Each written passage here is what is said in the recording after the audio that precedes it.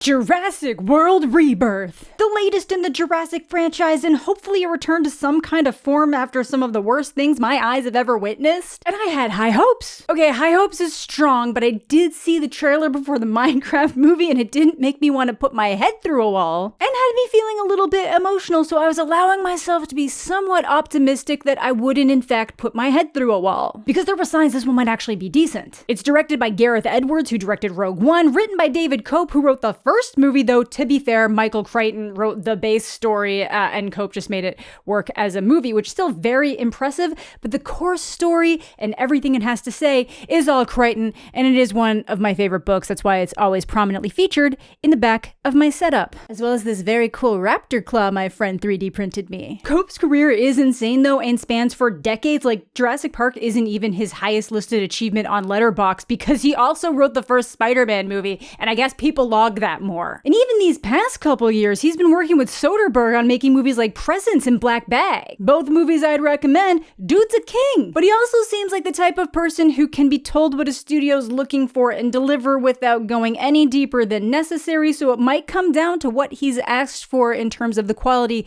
that he turns around. And I don't know how much time they actually had to work on this movie between the time they announced it and when it actually started being filmed. And while this movie certainly is not perfect, it really does end up being kind of like essentially a greatest hits replay of key moments from Jurassic Park and then elements from parts 2 and 3, but without like the stronger story that those movies have going for them, or at least like the attempt at a stronger story that even part 3 has going for it. But this one ends up feeling even more disjointed than either of those because there are two very separate groups of characters that are equally important with completely different objectives. They do end up converging at the end, but the plot in this is already so thin that, separating people for large swaths of it kind of make it even more obvious that it's like, what are we doing here? Sorry, I got distracted explaining some of the reasons why it's not perfect, but despite that, this really delivered for me in so many ways. Even when the things it's doing are things I should technically hate and feel like I'm being pandered to, which is usually something I will call out. I needed some joy in my life. Please let me have this one, guys. We all have some slop that we like, and this is mine. They are literally pandering to my 11-year-old self with cool action pieces, dinosaurs, and invoking the music of John Williams. To some degree, that's always gonna work on me unless you're making me sad at the same time. This thing is just so much working on nostalgia and then just really focusing in on these certain action set pieces and moments with certain dinosaurs without actually figuring out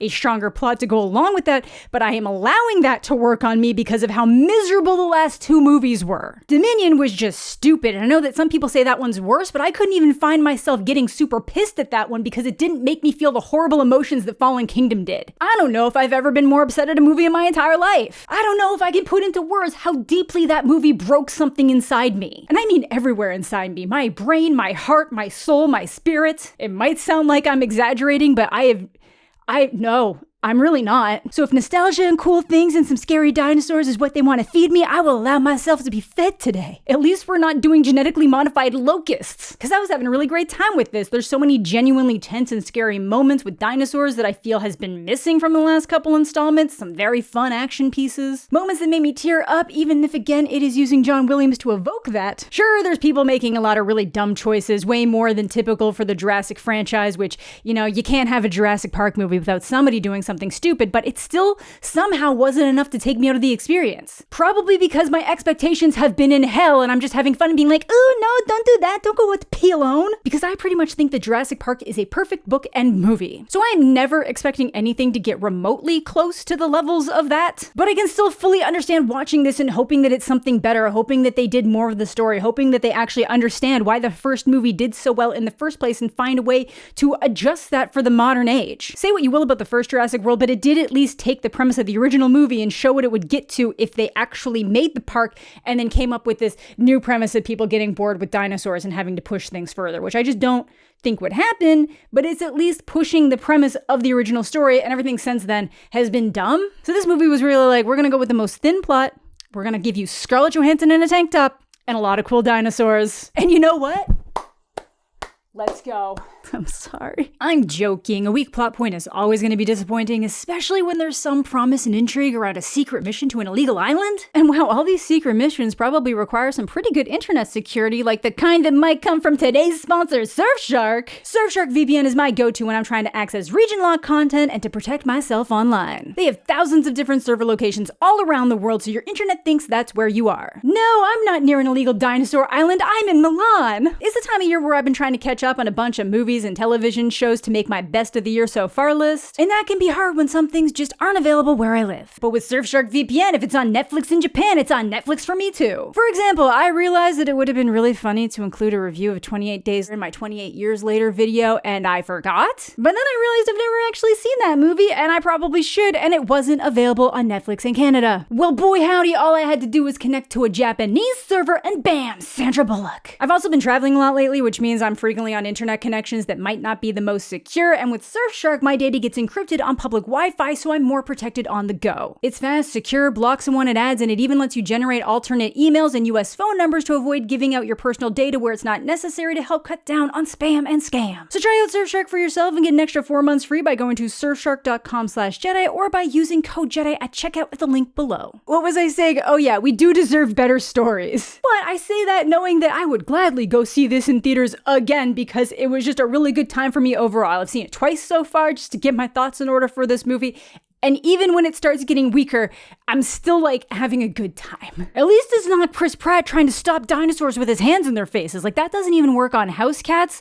Why would it work on that? Mostly I found that a lot of this one felt like Jurassic Park 3, which I know a lot of people hate, but I was a kid when I saw it and loved it and still think it really holds up personally. But it's just that general vibe of ending up on an island with some people who are supposed to be military experts, some scientists, and some regular-ass people that really shouldn't be there. It was very reminiscent. But like I mentioned, it does feel like it's just like snagging little pieces from all three of those original movies. Alan Grant even gets name dropped as Henry Loomis, the doctor scientist in this movie, who he did his postdoc with. But enough preamble, what is this Jurassic Park doing? Is it a reboot, a reset, a new direction, a bit of all three? Well, I think this falls pretty firmly in reset category. The franchise is not rebooting itself as if the events of the original movie and every movie after that have not happened. They're just abandoning a lot of the stupid shit that they put in the last two movies. Genetically modified locusts? Gone. Human cloning? Dead. And all those are things that would happen in a world where people brought dinosaurs back to life and got really good with genetics, but it is not what I want to see in a Jurassic Park movie. It's kind of in the name. Okay, I get that it's mostly dinosaurs from the Cretaceous period, but like, you get what I'm saying? But the story is operating in a world where all that did happen and the dinosaurs really did break through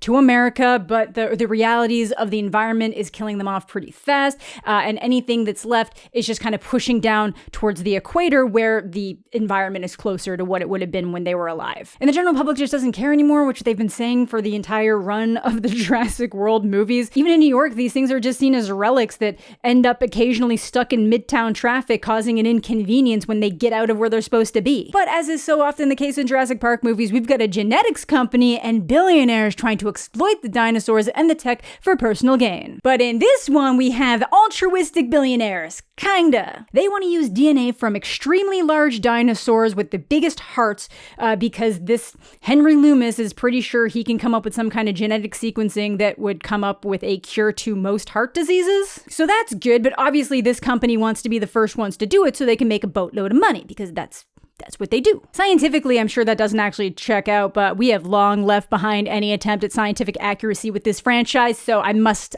let it pass. However, it is not legal to go to the locations where the dinosaurs have taken over, so they're going to be chartering a less than legal mission to one of the abandoned research facilities that house three of the largest dinos from land, air, and sea. So of course, disaster and hijinks follow. Okay, so let's hop into the movie, which starts with a classic JP opener of terror, but they do an amazing job here. This ends up feeling like something out of Alien or some other kind of like pure sci-fi action horror, which will kind of be funny when we see the scary thing. I'll mention it a bit, but it takes us back to a research facility in 2010 on an island near French Guyana with InGen doing more InGen fuckery and making things that ought not be made, aka mutant dinosaurs. Like we immediately get foreshadowed a flying raptor. That's not cool, guys. Who the hell thought that would be a good idea? Yo, that thing that was barely safe to keep contained in a cage, let's give it wings. Then in a piece of product placement, I must applaud because because it is so much more obvious and egregious than the Barbasol can in the first movie. Dude in a full hazmat suit decides to eat a Snickers before going into a highly dangerous contained area, housing something known as the D-Rex. Damn, that's what we call my friend Derek. Apparently that stands for Distortus Rex, because they're very creative here. But this thing is so dangerous that they're basically just doing research on it and have to keep it permanently comatose. And as my friend pointed out, Mars Incorporated must have paid bank to not only have Snickers prominently featured, but also as a central piece of the plot when it prevents a security door from closing. The audacity. We'll allow it. Yes, I know it's dumb as hell. I am acknowledging that. But as I so often say, if you're gonna be dumb, be entertaining. And to me, this was at least on the entertaining side of dumb. It's like the Final Destination spirit of death got into the lab. Honestly, this movie is loaded with product placement, though Altoids are also prominently featured, being eaten by a main character, no less. Anyway, you think they just kind of have a gas chamber protocol to just kill it, but I guess not. And sadly, with everyone running out, it's Snickers that gets stuck inside. And this scene is so good. It's so horrifying as the scientist on the outside clearly sees the dino approaching from behind while Snickers is just freaking out. Just the way he's begging for his life as the mouth starts appearing through the smoke and the claws. It was genuinely terrifying and brutal. Please open the door for me! I know this movie is basically just a bunch of cool scenes put together into something that might not really be solid as a movie overall, but my god, this is an intro. The fact that it grabs him first just added to the terror as it starts pulling out on his scream to reveal the Jurassic Park logo in the smoke with no title. I love it. Now, this thing was created before the events of the first Jurassic World movie, so it's not like they're repeating the mistake, but that also means that they knew this incident happened and still chose to make the Indominus Rex. At least that one looks like a dinosaur. Oh, the reason why the alien thing's funny is that this thing looks very much like a xenomorph, just like put on a T-Rex and like made huge. It does kind of look like the final baddie in some Ultimate Alien movie and not a dinosaur, but that's okay. Whatever, we cut ahead 17 years and we have Zora Bennett, played by Scarlett Johansson, making her way into another massive franchise in between her Wes Anderson stints. Good for her. And she's some ex-military covert operative turned private for hire mercenary hired by Parker Jennings to run a top secret mission to Ile Saint-Hubert to obtain dino DNA. And Ile Saint-Hubert is where all of that crazy genetic modification testing was happening. So we're getting a lot of retread here. We got a lot of people going to an island that they're not supposed to, which is very Jurassic Park 3. Martin Krebs, the Parker Jennings guy, feels a lot like Dodson from the first movie and essentially has the same function. We've got the scientist doctor who loves dinosaurs, who's about to be out the job because no one cares anymore, played by Jonathan Bailey of Wicked. They agree to do the mission for a buttload of cash, and Zora puts together a team where you can kind of anticipate who's going to make it out based on their names, because the guy with the ship is Mahershala Ali. So yeah, he's at least making it to the final battle. And even though they are getting paid a buttload of money, I assure you whatever they're being paid is not enough to go on what is essentially a death mission. But whatever, they all end up together on the ship, they put together a team, run a little trick to get more money out of Parker Jennings, as you should. And it's a pretty decent dynamic, though I will say there are some conversations here that felt like they went on too long, especially between Zora and Kincaid. I think there must have been a way to bring up the fact that she just feels so disconnected from life and that Kincaid lost his kid, which led to his divorce, but that's fine. But on this team, only some people get the official introduction, so I called that the crew member that was never properly introduced was obviously going to die, but my friend called that Dario Naharish here, the guy with the guns to actually kill the dinos, was gonna eat it first. And we'll just have to see who was right. But first, we need our civilian involvement because, again, we need to retread. We need children here for some reason. We gotta up the stakes, even though, you know, not wanting Scarlett Johansson to die should be enough. I'm so sorry, I'm such an idiot. On the record, I want Mahershala Ali to survive too. But unlike the original movie where the kids were there for a very specific reason and directly related to the main motivation of the plot, these characters contribute to making the story feel extremely disjointed between two separate groups. And that's happened in other Jurassic Park movies where there's been like two groups split off that have to like meet up again. It just feels so disjointed here with conflicting objectives until we're literally at the end of the movie, when the objective is just like, let's get off the island. So it's hard to explain that I didn't really dislike anything that happens with these characters or how they're played. I think they're kind of forgettable as characters. They're not, they're not great characters. It just does feel like separate movies at times. But their first scene is so cool and so scary for anyone like myself who has a fear of big things in the ocean. ocean and ending up in the middle of the ocean and not knowing what's underneath you. Honestly, I can think about it and even my feet under my desk get a little like, ah! They're on a family sailing ship from Barbados to Cape Town, which seems pretty dumb because Barbados is very close to French Guyana when you're sailing downwards, and they know that the dinosaurs are all kind of like congregated near the equator. They just don't think there's that many of them left. Except, yeah, there's not that many of them left. The ones that are left are all in that area. But it's supposed to be one last big hurrah. The daughter's about to go away to college on the East Coast, but she brought her shitbag boyfriend along. And because they don't respect the fact that there are literal dinosaurs around the equator, obviously they come across some. Massive fins in the distance, which to me suggested Spinosaurus, the main dinosaur from part 3, though in that movie it is way bigger and less scientifically accurate. These ones are still terrifying though, you'll just wait and see. But no time to dwell on that because their boat ends up getting hit by a Mosasaur, a dinosaur that remains to be involved in one of the most brutal scenes of the entire series, the babysitter scene. I'm pretty sure a Mosasaur isn't actually a dinosaur though. I think it is actually a giant lizard, which is what we thought dinosaurs were, but they aren't actually. But none of that matters because it's cool. The family somehow gets off pretty easy though. Like the whole boat does end up flipped and someone almost drowns and then the boyfriend almost gets eaten by the Mosasaur, but it didn't seem that interested in him for whatever reason because it could have eaten him in like 2 seconds if it wanted to. It just like went under the boat. So they're just left alone to make a distress call, which the team obviously gets. And as much as Krebs and Dario Naharis just want to continue on their DNA acquisition mission, which ironically the first one up is the Mosasaur, Kincaid and Bennett insist on saving the family first. Can you imagine being saved from a dinosaur attack only to have the people saving you bringing you right back in proximity of that same dinosaur? Incredible. And honestly, as much as Kincaid is calling out the dad for putting his daughters in that situation, he's kind of the one actively sailing them towards the dinosaur again. So yeah. Because obviously that mission's not gonna go great. The thing is huge and they have to be within 10 meters of it to penetrate the hide to get the DNA sample. And they've already established that the family on the boat might have been taken out because it was seen as competition, and while this boat is bigger, it's not bigger than the Mosasaur. Especially once they realize that the Mosasaur they're hunting starts hunting them instead. We found it? No. It found us. I gotta say that when they're trying to get the shot with the DNA extractor, ScarJo does not look comfortable with this gun for someone who's supposed to be Spec Ops. She messes up a shot, almost gets eaten, great action piece, but I expected more finesse here. Also, there's some moments where they try to make things extra creepy by showing us the dinosaur's eyes looking like creepy right at Scarlett Johansson, but it doesn't hit quite as hard because they're so obviously fake. Like, I probably would have at least made an animatronic head for those close-up moments to really like drive home that terror. Or I don't know, make it look better. The T-Rex in Jurassic Park 1 was terrifying with a contracted eye. Whatever, they get the sample, and this is when Dr. Henry Loomis suggests that they get these samples and don't hand them over to Parkergenics, just make them open source so all researchers can use it to make life-saving medicine and remove the ability to patent it. Which is a nice thought, but I'm pretty sure Parkergenics would sue them into oblivion before finding a way to have them disappeared after funding this massive excursion, but sure, altruism. So that's kind of where they're trying to make deeper meaning here. The ethics of scientific research and medicine conducted in a way that closes off most of the public from access. A decent thing to address, could work in a Jurassic Park movie, but they don't really do enough with it to feel like it's a good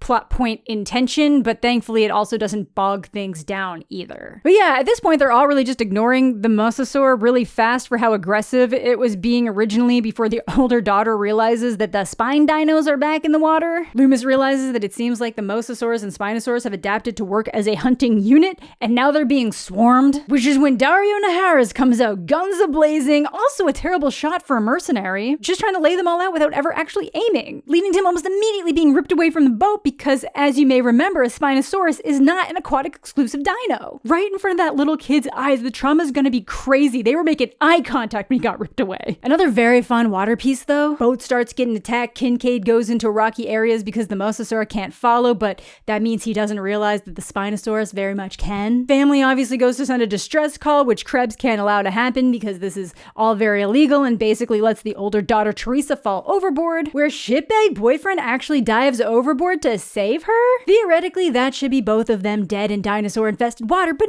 no. I feel like they had to show Krebs actively being bad and letting someone go overboard so there'd be no debate that he's a genuine baddie going forward and not just someone trying to make money for a company. But for some reason, the dad thinks it'll actually be a better idea to go overboard with his younger daughter in hopes of catching up with them, which again, very irresponsible. I get that the boat's gonna crash, but there are blue whale-sized carnivores out there. Look, I'm not saying any of this is smart. I know that a lot of it is really stupid. I'm just saying it was also a little bit exhilarating for me. So that's what leads to the separation of the two groups and how disjointed this movie ends up feeling. If anything, at least one person from the family should have ended up with the main cast so there's some degree of shared focus. Cannot stress enough how much I love those scenes though. Super fun in a theater. Either way, the main gang starts pulling their gear to shore as the dinos are in the near distance when Loomis points out that the Spinosaurs are amphibious, meaning they can go on land just as fast, something the never properly introduced lady here clearly didn't hear as the Spinosaur gets ashore in the background. I love the shot though, you just kind of see it shaking itself off in the background, then she goes behind the gear to try to push it, and then it just instantly grabs her from behind. Just some really fun choices here. I realize I'm saying that somebody getting ripped away by a dinosaur is fun, but like,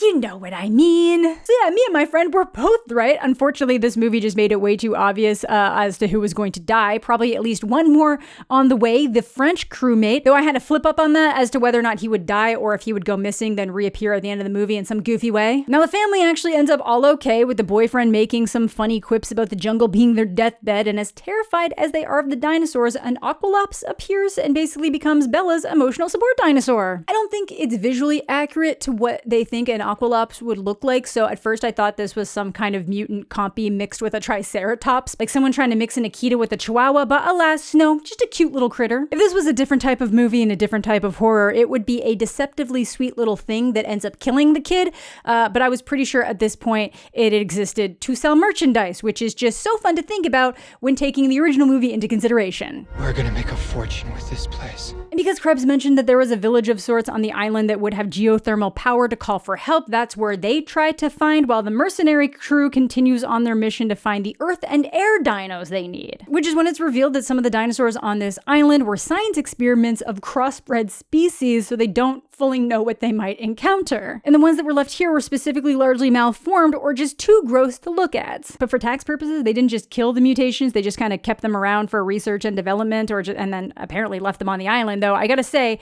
you could probably get away with killing something on the Dino Island that people aren't allowed to go to. I don't know if the bank's going to send anyone to find proof that your abomination Saurus is still breathing. Now, the first mutant dino that we'll see is a pterodactyl crossed with a raptor that will eat raptors, so that's pretty terrifying. That's what we saw in the tank at the beginning. I know in the original promo material that was all raptors, and the trailer had the line, "Tell me it's not raptors, it's raptors." Please don't say they're raptors. They're raptors. So they either changed that last minute to make it something new because they thought standard raptors were overdone, or they were trying to hide this mutant killing machine until closer to release? Who knows? Back to the main crew, who are on their way to find the Titanosaur, and doing this by walking through a bunch of water, and I'm sorry, absolutely not. Y'all just survived 2 apex water predators, one of which can kill you on land, and you're risking being taken out by something in a river? Though, very funny, my friend that was with me works in film and was like, I bet you Scarlett Johansson's going to disappear for a section of the scene so she wouldn't have to be trudging through water for that long. And sure enough, you will actually lose sight of her at some point. I know it's only a handful of seconds in the movie, but that could have been hours of shooting for her to avoid. Because once she reappears, it's like the conversation with her and Krebs just picks up from where they would have left it minutes before. But I do think there were some interesting conversations in this part about how humans think they rule the earth, but that for all our intelligence, we've created technology to completely wipe ourselves out in seconds in a matter of millennia, rather than using any of that brain power to make sure that we're all prospering, that we have such a self-important view of ourselves. But it is important to remember that we're actually kind of more of a temporary cancer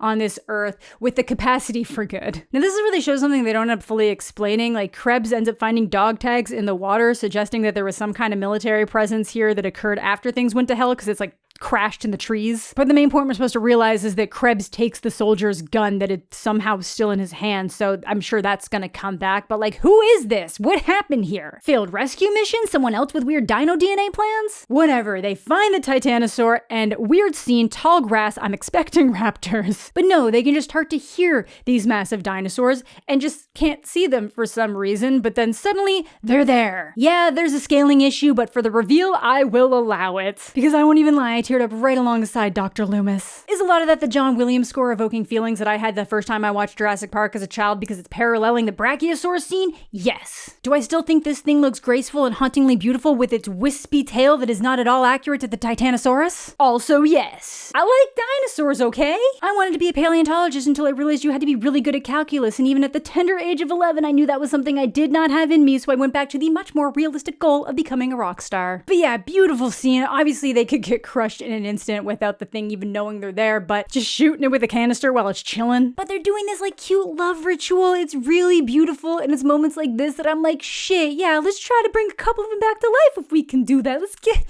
get on the research side of things. Let's do it. These ones are basically all the product of incest, and they're doing great. What a great day to be wearing my White Lotus lizard incest shirt. If you haven't seen White Lotus, that's not going to make sense to you, but the real ones know. So yeah, just a really beautiful moment, but now it's time for the carnivorous F-16s, aka the Quetzalcoatlus. But not before we check back in with the family, who stumble upon an area that smells weird and scares the shit out of the emotional support dinosaur. But they choose to just ignore this when Teresa sees a boat in some abandoned compound across the river and her dad just lets her swim over there alone. I get he hurt his foot, but does the boyfriend really need to be standing there helping him? Can he not be helping her get a boat? I just question whether any parent would allow their child to swim across what could be dinosaur-infested river water into an area that could be infested with other dinosaurs. Because yeah, once she gets over there, there is a mostly consumed Parasaurolophus being chowed down on by a Dilophosaur, which then gets scared away by a sleeping T-Rex. Cause yeah, that body was fresh as hell. Kinda cute though, the big guy's just having a snooze rolling around, and she still does decide to go in there to get the emergency raft, where we get another shot of a dinosaur disappearing behind equipment when the raft expands, but it doesn't eat her. It just disappears. Off to have a little sip of water post-snack, and even with it in the water, they think getting on the raft in the water is a good idea. Like, why wouldn't you just kind of like pull the raft to shore, hide in the woods for a little bit, let it kind of stumble off along its way? Because once he realizes they're there, he's like, oh my god, a floating charcuterie. Again, this is largely a really cool scene though, because they show the T-Rex swimming, which is apparently something they would have been able to do, which makes sense to me. You got a big, powerful tail. But this is the first time we've seen that, and it's neat. Another dumb scene in a lot of ways, though, because there are so many times that these people should have been snatched up for a meal, but I'll allow it because this movie also nerfed the ability for the mercenaries to shoot guns properly. They keep the moment pretty tense, though, like they think Bella gets eaten, but look, they only let a kid get eaten once in the entire franchise, and it was off-screen to a character that wasn't part of the plot. The kid's gonna be fine. Which she is. She just floats down to them, and then the T-Rex can't follow through these rocks, and it just gives up, which is fair. And conveniently, the raft survives, so they can just continue making their way on. But yeah, it's little detours here that really pull away from what could have been a more unified experience of a movie and maybe the chance of doing something more interesting with the plot, but not what we got. For whatever reason, this franchise can talk about all of the hubris of man, but it can never get itself back to how to properly focus on the hubris of man and the way we see ourselves as gods. The illusion of us creating and giving life to something millions of years past, but there's a taste of that here, just not enough. And again, it was kind of already said perfectly. So you gotta do something different, and they just don't know how. But back to the mission with the main crew, where the plan is to get into a Quetzalcoatlus nest and get DNA from an egg. Because obviously it would be almost impossible to get a solid shot on an adult, and if you did, it would probably notice and attack you very quickly. So French guy goes down first, so we were pretty sure he was goner at this point, unless they were gonna pull a Jurassic Park 3. But the eggs end up being inside this structure that looks like it's Aztec in origin, which I think is a nod to the fact that the name Quetzalcoatlus comes from the Aztec serpent god. I saw a huge post from someone on Reddit saying that it would be inaccurate for the Aztecs to have been present anywhere on an island in that location, but I see why they did it. It's a fun Easter egg. Now obviously mommy and daddy come home while they're running this mission, but not before Henry and Bennett can have a chat about what it would look like not to give the samples to Parkergenics. And it seems like she's almost on board with that plan, but she is really not a fan of the whole not making money part. She's on the cusp of making generational fuck you money. But what attracts the adults back is Frenchie nailing things into the stone face, and honestly, any Taro-style dino attacks are always horrifying with the way they just peck. It's a painful way to go, just the pecking and snapping. We get a lot of tension here with them almost losing the sample, Loomis severing his safety line to get it, them thinking they saved Leclerc only to have the dino climbing over the ledge with him inside his mouth. Brutal, I am so sorry they didn't go plus vite for you. Henry falls to what should be his death, but is totally fine, just has some Spider-Man colored compies waiting for him that scatter. Because you can't have Jurassic Park without compies, the cute little swarm murderers. But with that last simple, it's time to head home, and ScarJo has a backup plan for a helicopter to hover over the main compound for 2 minutes if they go radio silent for a certain amount of time, so it's just gonna be a waiting game. And conveniently, the family makes it there at the same time they do. Wow, it's crazy that people who were actively trying to find that compound the entire time showed up at the same time people who were like doing an entire other mission. It's fine. So here's where our final scuffle will occur, where we know that big old xenomorph looking dino is gonna show up. My friend and someone else in the audience said it looked a lot like the Cloverfield monster, which I can definitely see, but I just can't get past this thing's head looking like a xenomorph crossed with a T-Rex and something out of Doom. It's got like 4 arms. But not before we get the standoff where Teresa is accusing Krebs of trying to kill her, and then him handcuffing the samples to his arm and pulling a gun he took from the crash on them all. Again, I'd question if that gun still even worked because it was just being battered by the elements since whenever that crash happened, but sure. Now, apparently at night when the generator comes on, the compound all lights up and apparently starts playing Stand By Me for some reason. And the dinosaurs sound pretty angry when they realize the generator's getting booted up, so maybe they really hate that song because I assume after 17 years they'd get used to a building coming on online every night, but apparently not because the flying raptors show up. And again, people get separated and the family's completely on their own again. And this scene in the convenience store is clearly meant to parallel the kitchen scene in the original movie. Thankfully, they don't do a shot for shot with the reflection thing. They just do it so that the dinosaur can't see Bella inside a freezer. Still a lot of pure retread and homage there, but somehow Dolores is back. That's what she named the little aqualops. But whatever, sure, everyone ends up in the sewer where one of the mutodons, as they're called, follows them down. Except for Loomis, who's supposed to be making sure the helicopter doesn't leave, which is when he catches a glimpse of the D-Rex, which is just conveniently back in its caged area that's been open for 17 years. Like, why is it still anywhere near this compound? I feel like it's weird that it hasn't just been roaming around the entire time. Now, once the helicopter realizes that Loomis is there trying to flag them down, that's when he realizes again that the dinosaur is right there, and it eats the helicopter as expected. And God, this thing is huge. And yeah, it's scary, but I just don't think I needed it in my Jurassic Park movie. Like, regular dinosaurs are scary enough. But whatever, they are down to the backup plan, which is getting to the boat at the docks. Yeah, they gotta get to the docks, a classic. Much like Nedry Pass, Krebs tries barreling towards the dock with his samples in disastrous fashion, after basically trying to screw Zora over to leave her for dead. But the main gang can't head that way until they get out of the sewers, which is where we start getting an even better look at this monstrosity. And I don't even understand how it survived. It is so massive and fucked up that it shouldn't have been able to make it out of infancy. But whatever, yeah, it's still very terrifying to have that in front of a child's face and outside a gate you need opened like you're offering yourself up on a platter. But again, it just doesn't feel like a dinosaur. It feels like we dipped into a completely different universe movie. And I think that's one of my main issues with the way they've chosen to progress this series and the idea that the general public would get tired of dinosaurs. People still go to zoos. They love tigers, lions, elephants, giraffes, whales, and I don't know, even lemurs and like cute small things to this day. A small herbivore dinosaur petting zoo would be insanely popular for decades. I really just don't think the general public would get tired of literal dinosaurs, especially if they can only be on specialized islands and not carried over worldwide like typical zoo animals. It's almost like they're so hellbent on making that statement in the movie because they believe it's so true about us as the audience that we'd be tired of seeing the basic dinosaurs movie after movie, so they need to up the stakes and spectacle by creating these genetically modified dinos and now monstrosities.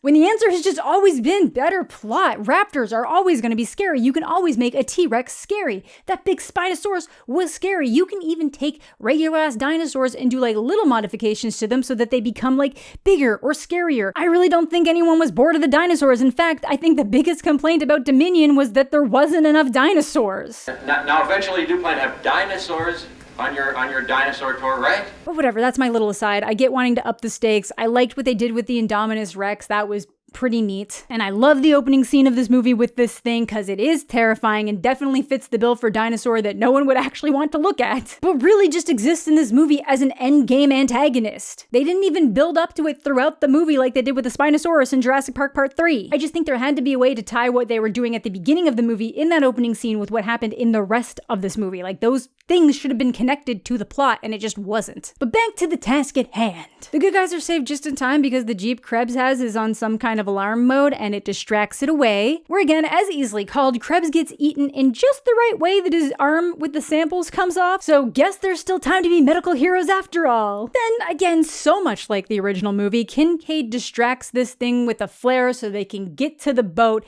and much like Ian Malcolm, instead of throwing it, runs away with it. Which I knew he'd do because they kept making such a point of how he lost his kid, so he's gonna do anything to make sure those kids get home. It really does seem like he's gonna bite the dust, but then of course at the last second we see a flare in the distance to show that he's actually alive. Now my friend thought I was a liar when I said I knew he wasn't dead, but that is because if they don't show us the body and they don't show the dinosaur actually like diving and attacking someone directly, there's no proof that they're dead. And that has always been exceedingly true about this franchise in particular. But yeah, thankfully, him popping off 2 different flares doesn't just re-attract the dinosaur that thankfully can't swim, so that's why it couldn't follow them in the water, but you know, it could just circle around. I don't know how fast it moves, but it's pretty big, so it could probably clear space pretty quickly, but that's fine. He gets saved and the D-Rex is nowhere to be seen. Keep in mind, they've specifically said it's super attracted to light, unless there's a character with plot armor involved. So off they sail, breathing a sigh of relief when they see just plain old dolphins in the water, and Bella's taken Dolores home with her, where it will live in a climate it is not remotely attuned to and probably die. It's like putting an armadillo in the Arctic or something. But yeah, that's the end of the movie. They decide that they're gonna give the DNA to all the scientists somehow, so any medical discoveries end up open source. But I think most of those studies are funded with the expectation of a period of exclusivity so they can recoup money.